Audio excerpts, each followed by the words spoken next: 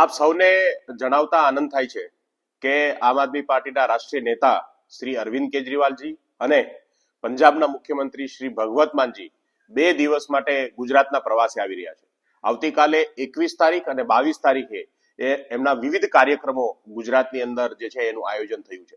આપ સૌ જાણો છો કે આમ આદમી પાર્ટીએ ચૂંટણી સમિતિઓની જાહેરાત કરી દીધી છે. સ્થાનિક સ્વરાજની ચૂંટણીની તૈયારીઓ સાથે આમ આદમી પાર્ટી જે છે એ ગુજરાતની અંદર સતત મજબૂતીથી આગળ વધી રહી છે. ત્યારે માનનીય અરવિંદજી આવતીકાલે અમદાવાદ એરપોર્ટ ખાતે ઉતરશે અને ત્યારબાદ અમદાવાદની અંદર મીડિયાઓ સાથે અને સમાચાર માધ્યમો સાથે એમનું સંબોધન છે અને ત્યારબાદ પાર્ટીના જે શીર્ષ નેતૃત્વ છે, પ્રદેશ નેતૃત્વ સાથે સંગઠન અને રાજનૈતિક ચર્ચાઓ બાદ રવિવારના દિવસે ભાવનગર ખાતે માંધાતા ગ્રુપના જે ભવ્ય સમૂહ લગ્ન થઈ રહ્યા છે એ સમૂહ લગ્નની અંદર એ ઉપસ્થિત રહેવાના છે. માનનીય ભગવત માન સાહેબ સાથે ભાવનગરની અંદર ભાઈ શ્રી રાજુભાઈ સોલંકીને ત્યાં સમૂહ લગ્નની જે આયોજન છે એની અંદર ઉપસ્થિત રહેવાના છે અને ત્યારબાદ વલભીપુર તાલુકાના પછેગામમાં મુરલીધર મંદિરની જે પ્રતિષ્ઠા છે અને એ પ્રતિષ્ઠાની જે સપ્તાહ છે ભાઈ શ્રી રમેશ ઓઝા વક્તા શ્રી દ્વારા એ કથાનું જે રસપાન કરવા માટે અને દર્શન માટે જવાના છે.